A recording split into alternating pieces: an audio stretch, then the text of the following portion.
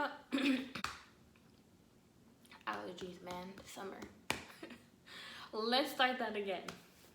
Hey y'all, it's your girl Mama V here, and welcome to my channel, Vee-tality. And I just want to bring to you guys, as I promised in one of my first few videos, is that, as you can see, I bought my first home at the age of 26. And so I wanted to be able to spread a little bit of knowledge and encourage other folks who are looking to go into the home buying process. Yeah, so here I am. So a little bit of background information in case you haven't seen my other videos. And so my YouTube name is Mama V, and so I am a full-time worker. So I work full-time. I do have twin daughters who are at the age of 3.5 right now. And I'm from the Bay Area, so California. I'm a first-gen college graduate, and I'm a first-gen home buyer. So a lot of things packed into what I identify as. I also identify myself as Polynesian. And so, yeah, kind of going into it of what brought me to the home buying process, why I wanted to do it, and how did I prepare myself to feel emotionally and mentally prepared for this. So it will be a 3-part series, and this one will be the starting of the home buying process. So I got engaged about 2 years ago, and we were saving up for a wedding. So as I saved up for the wedding, you know, I was like, oh, I want to get married by this year, by 2020. I think, yeah, 2020 was the original date of when we wanted to officially have like the wedding ceremony. So we were saving up for that, and we gave ourselves like 2 years. And a year into saving for the wedding ceremony, we saved quite a bit, right? And I was like, wow, I've never had this much in my savings at once. And I never have not touched my savings, right? A lot of us who save, you end up kind of tapping into it, and sometimes not really for an emergency. So that is when I was like, this is great, right? Like, we don't have to go into debt if we get married and all that. And so I was talking to after I started saving for a year, I started talking to coworkers and other people who were getting married, and, you know, seeing how much they spent on the wedding was like crazy. Like, maybe I had 1/4 to half of that amount of what they spent on the wedding. I know some folks was between 40 to 60K for a wedding. And so just thinking about that, I was like projecting, right? If my savings for this year was that much, in 2 years we'll be able to save that much. And I was then looking at venues and menus, and I really wanted like a simple wedding, but I'm a big foodie, so I wanted it to have really good food for folks. And looking at those prices were like crazy. Like, we were gonna run through our savings, like, you know, probably like within the second meeting of booking the venue and booking the food, right?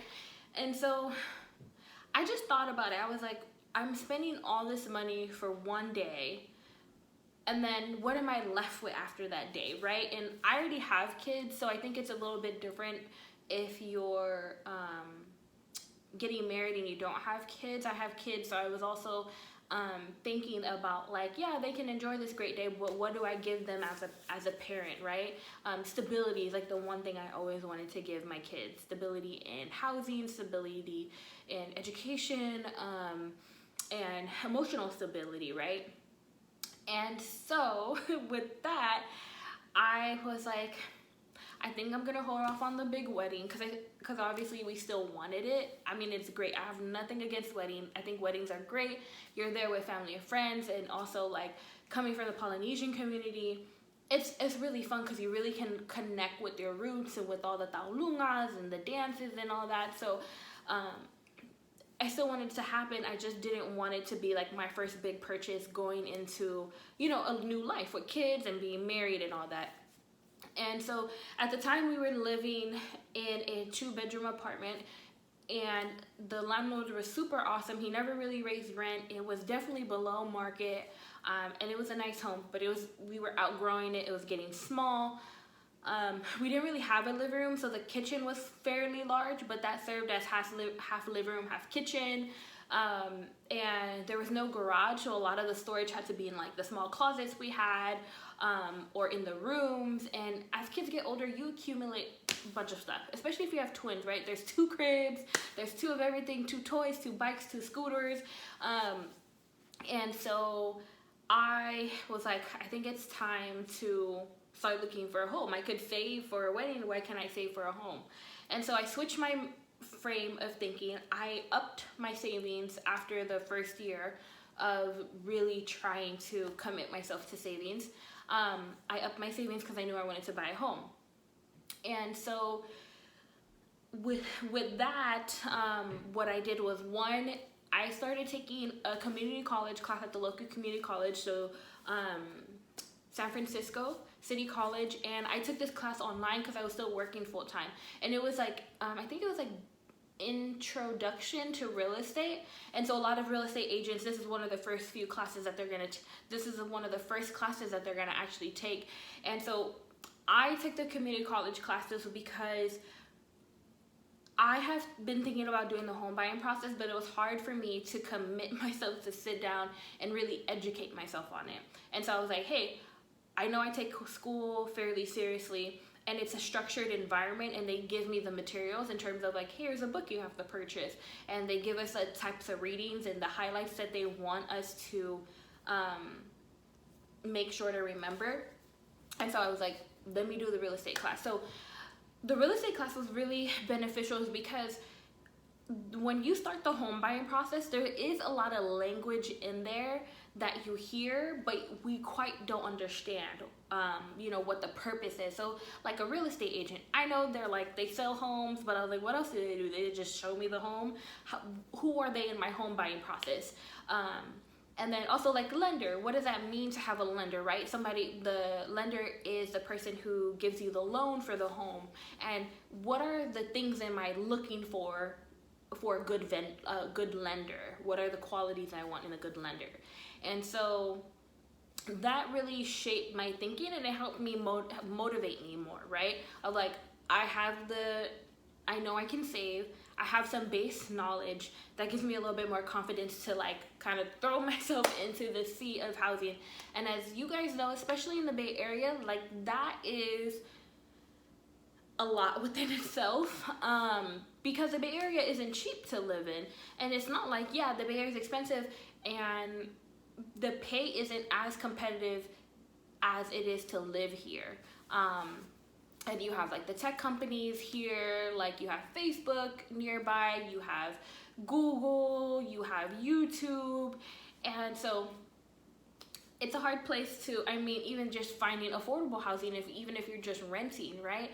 And so I then was like, what about if one day my landlord decides to sell his home that we were renting? Or what about if he decides to like hike up rent, you know, slowly? And even though that wasn't part of his characteristics, like that gave me a lot of anxiety. And I just didn't feel like, you know, I couldn't decorate, I was worried about damaging the home. And, you know, especially with kids, they get everywhere. And, they're getting older where they're really noisy. And I know it's probably annoying the downstairs people. Our downstairs neighbor was like super awesome. And so just thinking about those things, I was like, I want to give them stability. I don't want to feel the fear of not being able to give them a physical, stable home, right? And that is what really pushed me, honestly, was the twins to make better financial decisions, right?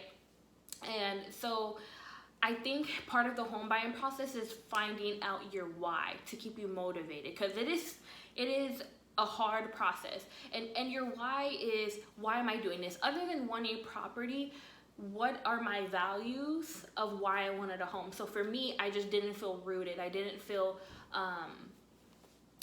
secure, right? And so I was also reading something about like your different chakras. And so your root chakra, one woman said like, my root chakra was always off balance until I found my home and found the stability in there, right? And so that really spoke to me of like, that is how I get my root chakra like rooted for me. That was how I figured out maybe that was going to help me. And so I started the home buying process, and then I went to a county free class. And so the city of Oakland was hosting a free class for first-time home buyers, and you sit in the class for like 2 days straight, I think, or 1 day for like 6 hours of your weekend, and they teach you in person. They have somebody from the bank come talk to you guys, and like how, you know, loans work. They have a real estate agent teaching the class, and it's a non-profit, so they have a sponsored workshop. Like the Bank of the West, I think, was the one that came to our class. They bought lunch and stuff, but for the most part, they're really just trying to spread knowledge. And the great thing about the homebuyer class, and I know in the Bay Area, a lot of other cities have these classes, so I would definitely recommend for folks who are going to the homebuyer process, look for those free classes that your county, your city hosts. I think they host it every weekend. And so they also do have online classes too, which is awesome.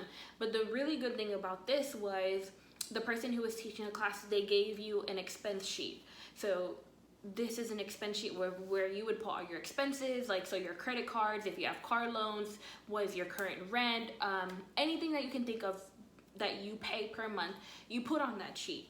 And then you want to put how much debt you have. So debt meaning like credit card debt. You do put student loan debt, but it's not factored in as heavily, but it does have an effect on the home buying process. And so, in your car loan, right?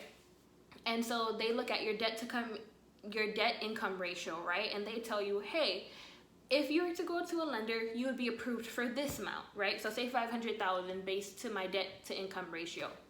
However, that's not necessarily how much you can afford, which I didn't know, right? I assumed that like you were approved for a loan based on you being able to afford it, right? Because that makes sense. That's not true though, because they're not taking into account your daily bills, right? That's not your debt. If you're paying it every month and you're paying off that balance, that's not debt necessarily, because it's not like a credit card payment lingering, but it is something that obviously affects your budget for each month. And so then what they did was actually, so you got approved for this loan, but based on your monthly bills, this is the X amount that you can actually afford, which was a big change, right? Because then they also do the loan based on your pre-taxes, so your income before taxes are taken out. So it kind of inflates that amount that you can actually afford. And so that class really gave me a lot of knowledge, and this person has been teaching the class. They're experienced folks, and they're there for free to help, right? And they've been selling and teaching homes and helping first-time home buyers for, I think she said, over maybe 5-6 years. And she also worked with a lot of first-time home buyers and a lot of people of color. So that made me feel a lot comfortable that, one, I can open up to this person and I can ask questions. And with this free home buying class, you have to meet with the person teaching the class one-on-one, so you guys can have a conversation of like your budget and are you actually ready to then look for a loan. So it's really like, that class is not just a regular class, it is a class that sets you on the path to start the home buying process.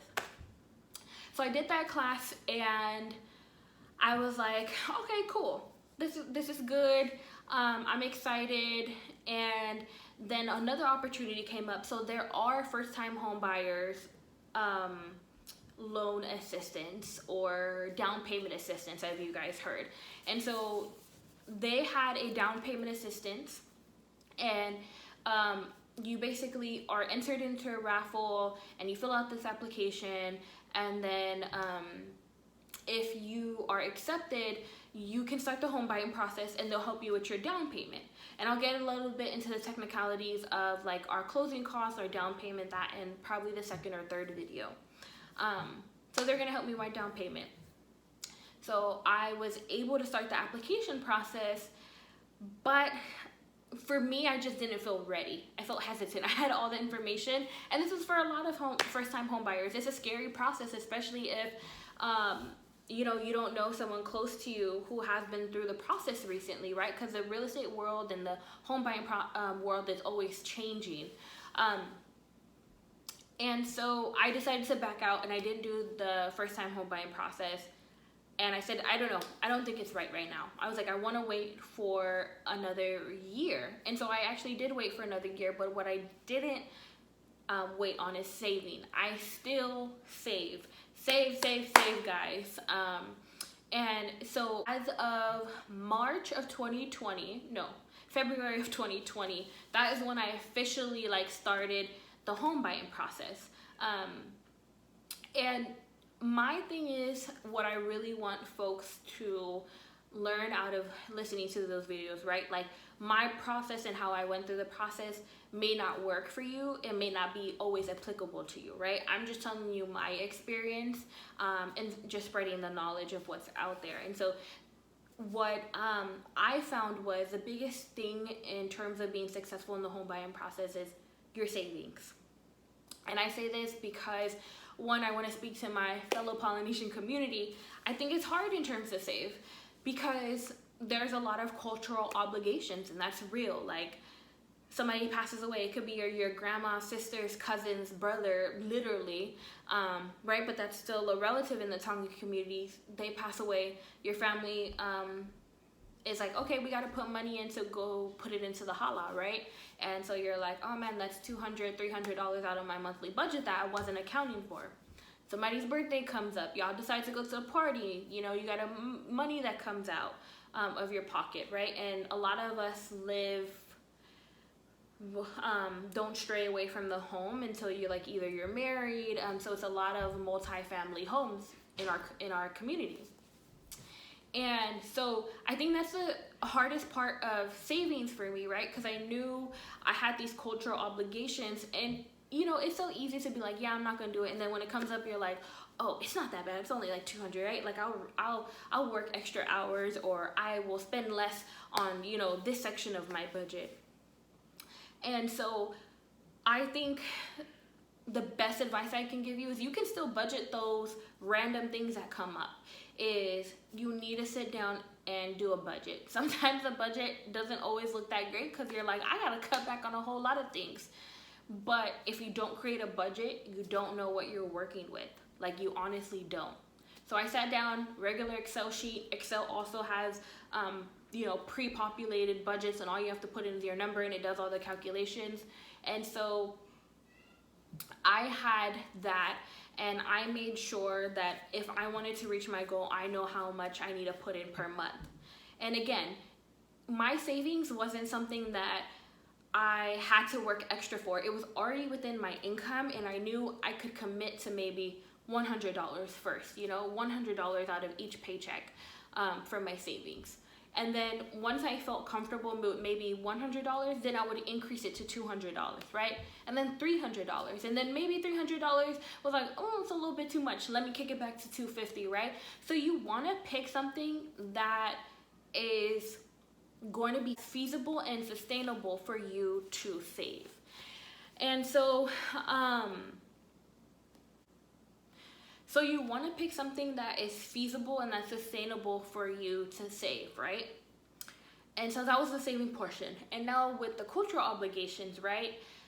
I looked at maybe what my family obligations might be month to month. So whether it's somebody's birthday and it was just a small present, or whether it was, I knew a big event was going to come up and I had to chip in as a family member. I also took that into consideration. So I had my savings for my home, and then I would save a little bit more for like birthdays. So one thing is, you're not just budgeting your money and just throwing money in your savings. You're also budgeting your savings. You know what you're saving for, right? So you just put it in one bank account, but you know you're like 200 was for you know, the housing costs, and then another 100 was for like birthdays, and maybe another $50 was just because, right? And each paycheck, whatever I decide my savings was, I didn't pay my bills first. I paid myself first, because it was more of a psychological thing for me, right? Of like, I got paid and I'm like, oh yeah, it's payday. I got money in my bank. It's a good amount. I'm gonna put in my savings. I'm like, okay, it's not that bad, right? Like, I still got some money to spend. I don't have to, like, you know, eat ramen all the time, or you know, the Saimini top ramen, yes, top noodles, you know, the little packages. And sometimes you do, and that's okay, because that's part of the saving process. But I knew, I'm like, okay, now I still feel a little bit better about myself, right? And saving, I wanted savings to make me feel good, not make me feel like, oh, really? Like, I'm gonna just, you know, blow my money because I want to be happy. And that's what I did. I paid myself first, right? Like, I wanted to make sure I was working these hours and I still had money left over, so I was paying myself first. And then I was paying my bills, right? Because again, you have a budget, so you know the money coming in for that week and you know what bills are gonna be paid. And so versus the other flip side was, say I paid all my bills, I maybe had like $300 in my bank account, right? Maybe that's what you have at the end of the day of your bills. And I'm like, oh, but I want to go out, I want to eat, what about if I need this, what I need that? And then you start talking yourself out of savings, and you're like, oh, I'll just do it next month, I'll double up next month, or you know, I'll slowly put it in after I spent money on the weekend. That's where you get messed up, because then you think you have all this money, and then you're like, then you spend all the money, and then you're like, oh, I don't want to put savings because maybe I only have $40 left. So for me, it was more psychological. Whatever works best for you, but I wanted savings to have like a positive feeling for me, so that way I can keep myself motivated, right? And again, you might hear my kids screaming, they're upstairs. And so again, you know, you can plan for those sometime occasions where you randomly have to put in money for, you know, the Tongan traditions and all that. Another piece of advice I would say is, I put money into my savings, I knew how much I was going to pay for bills, and you want to plan out what bills are you going to pay with what paycheck, right? You want to be as detailed as possible.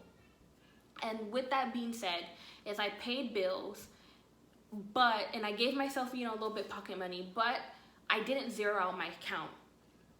I made sure even after I paid myself, my bills, I had a little bit of money in my account. Maybe, you know, sometimes it was $300, $400, right? Until my next paycheck, right?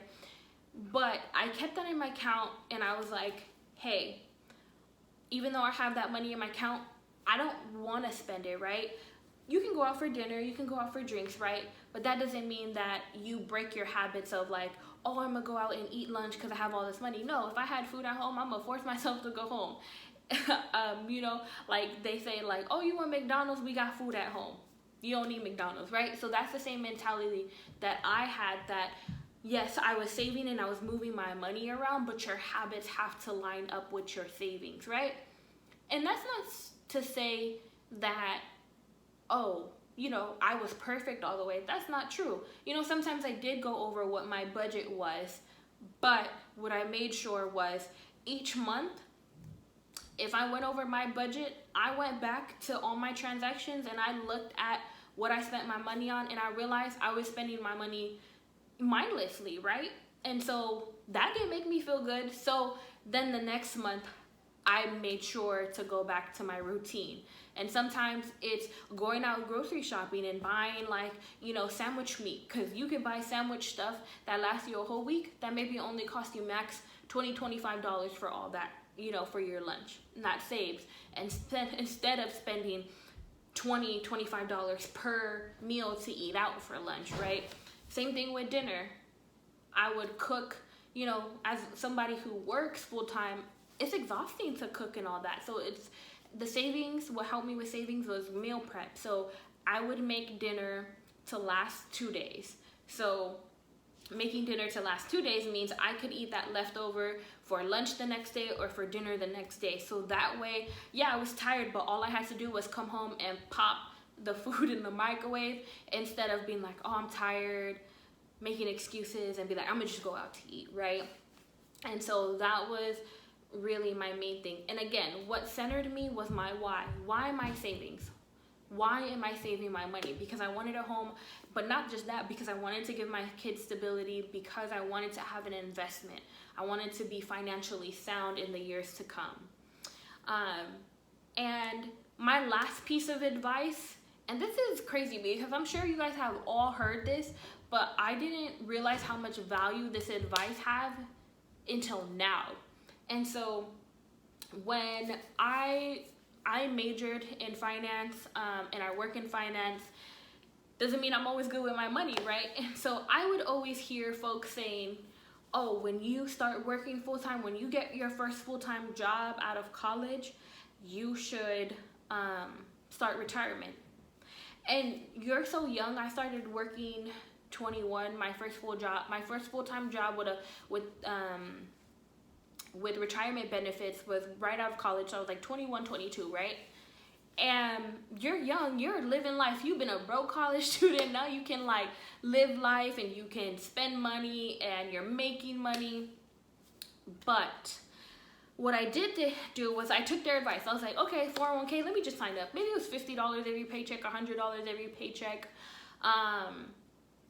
And that was also key to my first time home buying process, is because by the time I was 26, and so that was like what, 5-6 years of having a retirement account with whatever job I went to full time, that money grew so much that I couldn't even save that in 5 or 6 years, because it's just sitting in your bank account versus it's sitting in your retirement account, and maybe your company's matching it, and maybe it's growing in the stocks, right? Because you're like saying, oh, I wanted to go to this stock or this bond or whatever it is.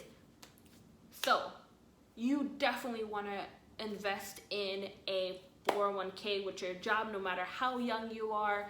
Do it. If your job doesn't offer 401k, maybe you want to do your own independent account, like a Roth IRA or something. But that is honestly contributed to me being able to close on the home. Was I saved and I was able to tap into my 401k, and I didn't even use all of it because you're not allowed to, but I was able to have that money there in order to help me with my closing costs. So the key is savings. You can save for emergencies, you can save for various things.